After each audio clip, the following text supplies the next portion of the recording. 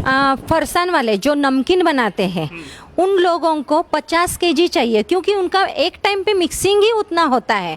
अगर मैं शैम्पल दूँ तो भी 100 किलो शैम्पल उनको लगता है। मैडम ने अपनी नई गाड़ी भी निकलवा ली है, आप देख सकते हैं। तो इसी के थ्रू ये मार्केटिंग कर रहे हैं। आने वाले टाइम पे हमारी यही दुआ है, आप लोग भी यही दुआ कीजिए कि इनका काम बहुत तरक्की पे जाए और इसी तरीके से इनकी बहुत सारी गाड़ियाँ हों। कितना अर्निंग कर लेते हैं आप? तो 5,000 होता है ना सर। मतलब लाख से 1.5 लाख रुपए कहीं नहीं गए अगर आप इस तरह का प्लांट लगाते हैं। देखिए यहाँ पे है पूरा हाईवे, हाईवे से लेके वहाँ पे है रेलवे लाइन। पूरी रेलवे लाइन होने के बाद यहाँ पे मेरी फैक्ट्री है, पीछे पूरी खेती है।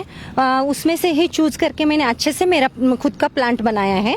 तो कैसे होता है कि पहले मैं रेंट पे रहती थी और अभी मैंने खुद का लिया है। ऐसी जगह चुनी है मैंने कि यहाँ पे कुछ किसी को तकलीफ ना हो जाए और कुछ प्रॉब्लम ना आ जाए। अगर यहाँ पे मैं हमेशा जितना प्रोडक्शन निकालती हूँ उसकी वजह से बाकी लोगों को भी तकलीफ नहीं होता है, क्योंकि ये खेती के बाजू में है, क्योंकि खेती पीछे है तो पूरा का पूरा वेंटिलेशन अच्छे से होता है। तो ये पूरा फैक्ट्री लगाने का रीज़न ही यही है कि अपने इनकम में बढ़ावा चाहिए हमको। तो इनकम सोर्स बढ़ाने का ज़रूरत क्या है कि घर का पूरा खर्चा पूरा बैलेंस होना चाहिए, बाकी की चीज़ें बच्चों की पढ़ाई वगैरह अच्छी से होनी चाहिए। और ये सब हम लोग कभी सोचते हैं कि हमको कुछ बैड सिचुएशंस आते हैं तब भी हम लोग सोचते हैं। तो बैड सिचुएशंस मेरे लाइफ में ऐसे बहुत आई कठिनाइयाँ, तो उन सब कठिनाइयों को पार करते करते मैं यहाँ तक आई और यहाँ पे मैंने पूरा मेरा बिजनेस सेट किया है। तो दोस्तों दिल्ली से महाराष्ट्र के कोल्हापुर में आ चुका हूँ। दोस्तों एक ऐसा आपको जीता जागता सबूत आपको दिखाना चाहता हूँ, एक नारी शक्ति का जीता जाता आपको उदाहरण दिखाना चाहता हूँ। दोस्तों आपको दिखाइए कि किस तरीके से यहाँ पर इन्होंने एक टीन शेड में अपनी एक फैक्ट्री है वो खोली हुई है।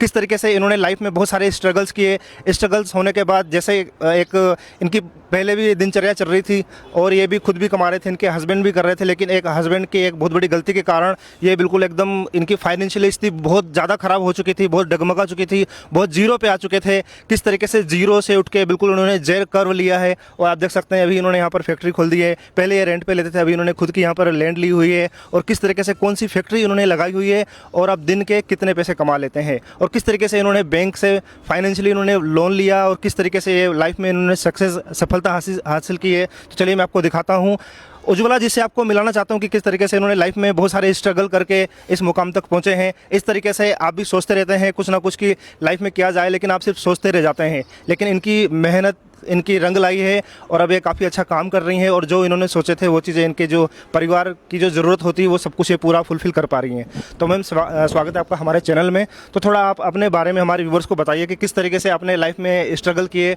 और अब आप इस मुकाम तक पहुँचे हैं। हाँ, नमस्कार सर, मेरा नाम उज्ज्वला चौहान है, मैं कोल्हापुर में रहने वाली हूँ।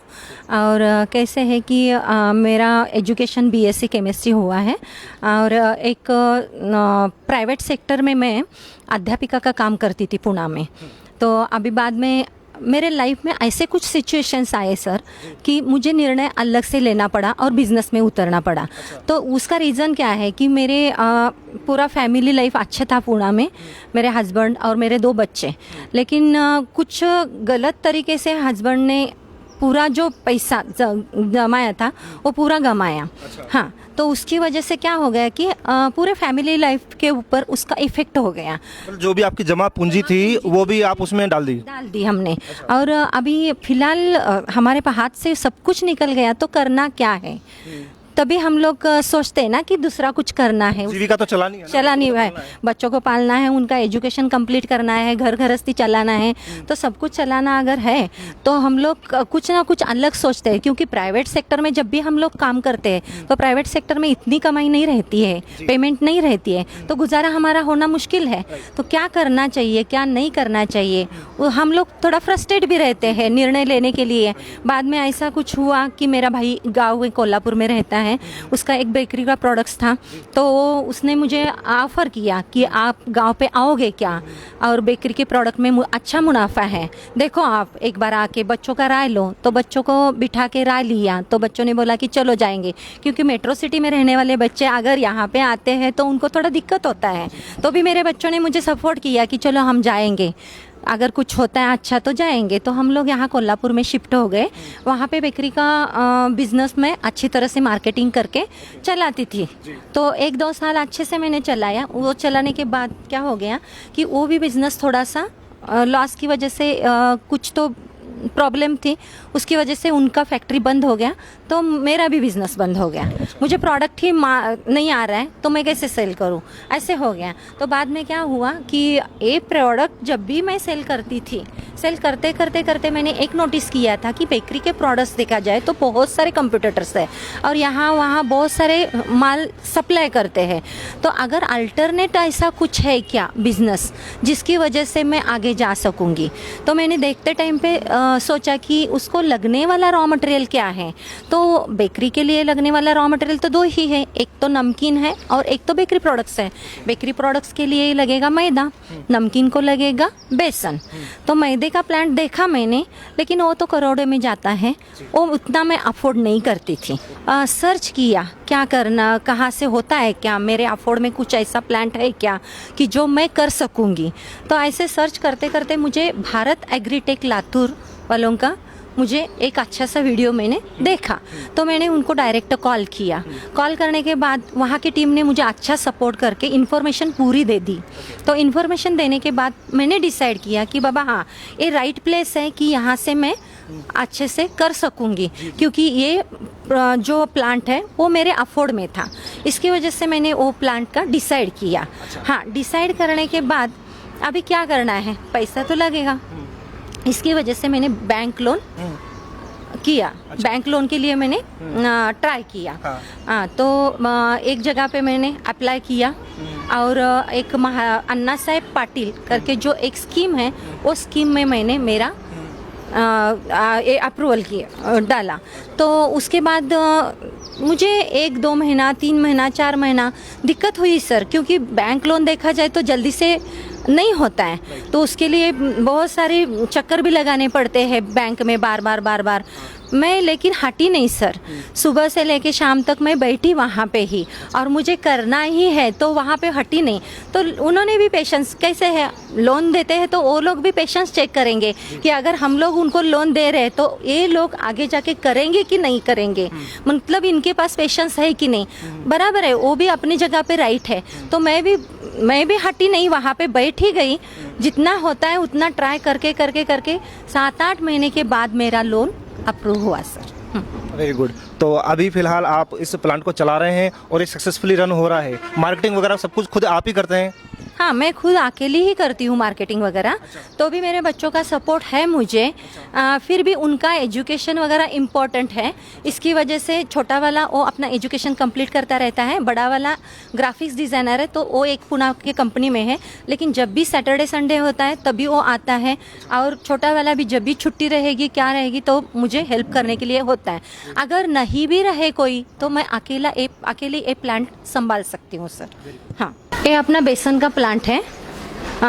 यहाँ पे मैं थोड़ा इन्फॉर्मेशन देती हूँ इसके बारे में। क्या है कि यह है पुलवलाइज़र। तो पुलवलाइज़र में से यहाँ से हम लोग अपना जो भी है ग्रेन्स फीडिंग करते हैं। फीडिंग करने के बाद यहाँ पे पूरा क्रश होता है। क्रश होने के बाद वहाँ पे आटा आगे पुश किया जाता है, वहाँ से फैन लगे रहते हैं। उसके बाद वहाँ से वो पूरा आटा वो पाइप में जाता है। वो पाइप में जाने के बाद यहाँ से फाइन मटेरियल अपना पूरा बाहर आता है। फाइन मटेरियल बाहर यहाँ से आता है, वो भी जो भी मॉइस्चर है तो ये पाइप में से पूरा मॉइस्चर यहाँ पे निकाला जाता है। और जो भी फाइन मटेरियल होता है उसको हम लोग एक बार स्यू कर लेते हैं। तो स्यू करने के लिए ये वाइब्रेसीटर है, वाइब्रेसीटर में डालने के बाद पूरा सीविंग होता है।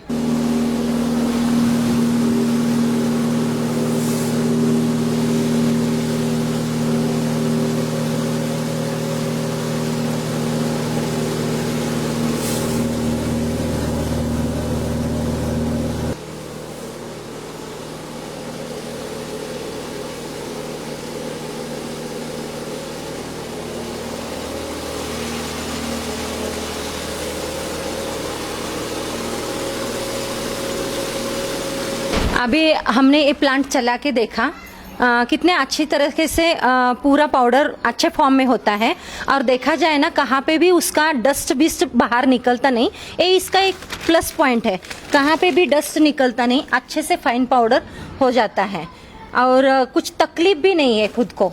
कोल्ड हीट भी नहीं होता, कोल्ड निकलता है। कोल्ड निकलता है, गर्म भी नहीं होता है सर कुछ, पूरा अच्छे से तरह से फाइन पाउडर होता है। फिर भी हम लोग एक दाना ना निकल पाए, इसके लिए यहाँ पे पूरा का पूरा वाइब्रेसीटर में डाल देते हैं।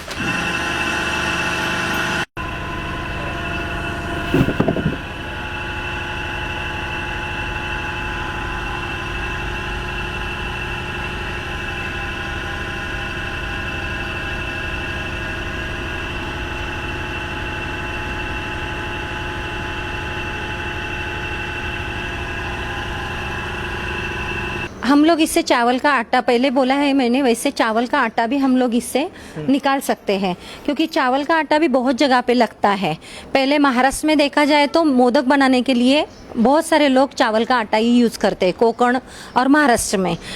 दूसरी जगह पे बाकी के भी जो बेकरी के प्रोडक्ट्स बनाने के लिए चावल का आटा यूज़ किया जाता है। इसकी वजह से हम लोग चावल का आटा निकालते हैं यहाँ पे।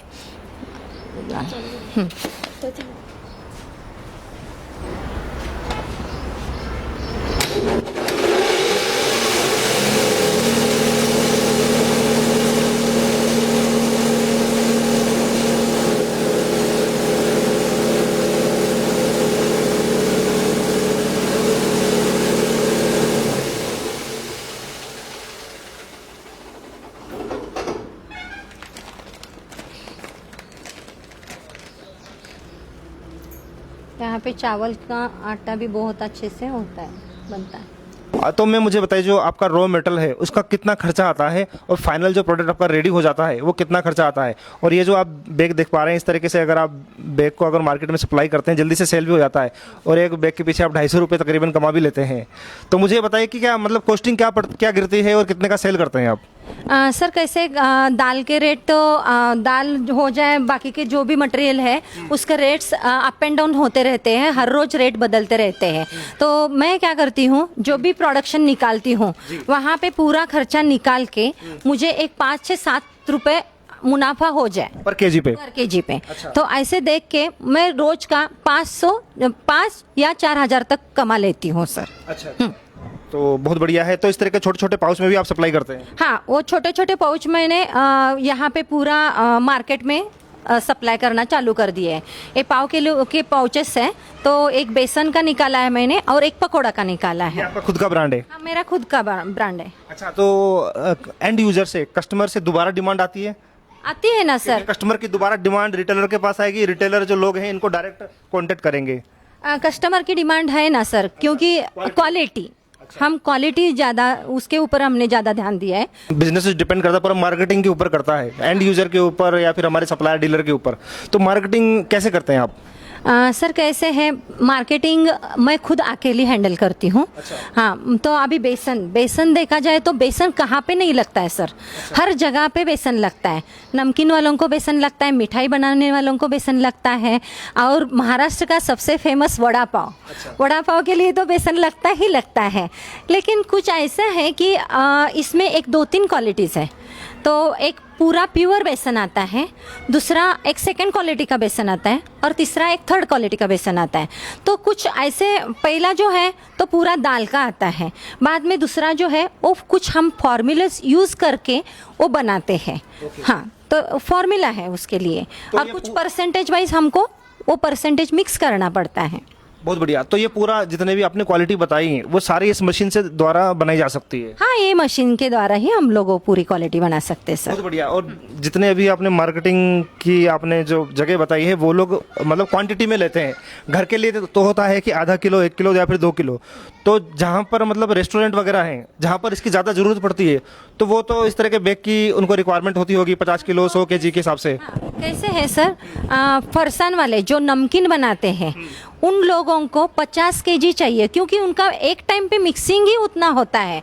अगर मैं शैंपल दूँ तो भी 100 किलो शैंपल उनको लगता है, क्योंकि वो मिक्सिंग करके वो 100 किलो का ही उनकी मशीन के द्वारा से शैंपल निकालेंगे, तभी उनको पता चलेगा कि अपना प्रोडक्ट कैसा है। स्टार्टअप बहुत अच्छा किया है मैडम ने।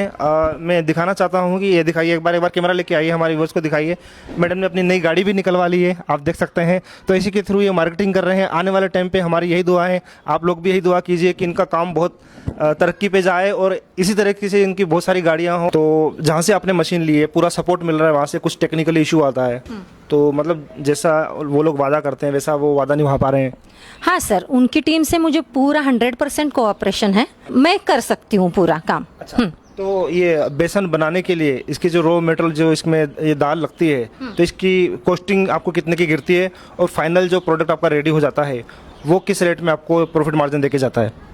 सर क्या है, मैं यहाँ से ही मंडी से ही उठाती हूँ जो भी रॉ मटेरियल है, तो मुझे पूरा मैं जब भी कैलकुलेशन करके कहाँ पे भी हो जाए, अभी रेट क्या फिक्स नहीं रहते, हर रोज रेट अलग अलग होते जाते हैं, अप एंड डाउन रेट होते हैं। तो हाँ, उसकी वजह से मैं क्या करती हूँ, मेरा एक कैलकुलेशन है, जो कुछ भी है पूरा अपना खर्चा निकाल के 5 रुपये मुझे बस बेनिफिट्स चाहिए। 5 रुपये पर केजी? पर केजी। अच्छा, तो प्रोडक्शन कैपेसिटी के अगर हिसाब से देखा जाए तो मतलब आप दिन भर में कितना कुछ कमा लेते हैं उस केजी के हिसाब से, पर केजी के हिसाब से कितने आप माल रेडी कर देते हैं? हाँ, 500 केजी तक मेरा माल रेडी हो जाता है। अच्छा। हाँ, ओके, तो उस हिसाब से अगर कैलकुलेशन की जाए तो कितना अर्निंग कर लेते हैं आप? तो 5000 होता है ना सर। अच्छा। हाँ, 5000 दिन का अर्निंग हो जाता है। मतलब लाख से 1.5 लाख रुपए कहीं नहीं गए अगर आप इस तरह का प्लांट लगाते हैं। अगर कोई इस तरह का बेसन का काम ना करके कोई दूसरा इसके अंदर प्रोडक्ट अगर निकाला जाए तो वो क्या क्या निकाल सकते हैं हम इसमें? हाँ, तो इसमें एक प्लस पॉइंट है कि हम लोग बेसन भी निकाल सकते हैं, राइस पाउडर भी अच्छे से निकाल सकते हैं, और मक्के के पाउडर भी बना सकते हैं। अच्छा। हाँ, यहाँ पे। हाँ, और एक है हल्दी पाउडर भी अच्छी तरह से पीस सकते हैं। अच्छा, तो शुरू में आपने जैसे बताया कि आपने शुरुआती दौर पे आपने काफ़ी अच्छी मार्केटिंग की हुई है इसकी, तो आपके पास ना रिपीटेड ऑर्डर आते हैं, तो आप नई जगह भी जाते हैं या फिर उन जगहों को ही आप फुलफिल नहीं कर पाते हैं जहाँ से आपने बात कर रखी है? सर कैसे है, नहीं उनको तो देते ही हैं हम लोग, लेकिन अगर नया मार्केटिंग भी करना है तो वहाँ पे भी जाते हैं हम लोग, और अपना इंट्रोडक्शन दे के अच्छे से हमारा प्रोडक्ट दिखाते हैं। हमने ज़्यादा क्वालिटी के ऊपर हमने भर दिया है इसका। हाँ, तो अगर आप इस तरह का सेटअप लगाना चाहते हैं मैडम की तरह, या अगर आप सफलता हासिल करना चाहते हैं तो जिनसे आपको कांटेक्ट करना होगा, इन्होंने जहां से मशीन ली हुई है दोस्तों, भारत एग्रीटेक से, सामने कंपनी के कांटेक्ट नंबर चल रहे हैं, यहाँ पे आप इनसे कांटेक्ट कर सकते हैं। और यदि फिजिकली आप आना चाहते हैं तो दोस्तों आपको महाराष्ट्र के लातूर में आना होगा। तो इस तरह के और नए नए इनोवेशन की तलाश में, सक्सेस स्टोरी की तलाश में हम नई नई जगह जाते रहते हैं। तो प्लीज़ हमें फॉलो और सब्सक्राइब जरूर कर लीजिएगा, उस वीडियो को शेयर जरूर कीजिएगा ताकि हर किसी को मोटिवेशन मिल सके और अपना बिजनेस वो स्टार्ट कर सके।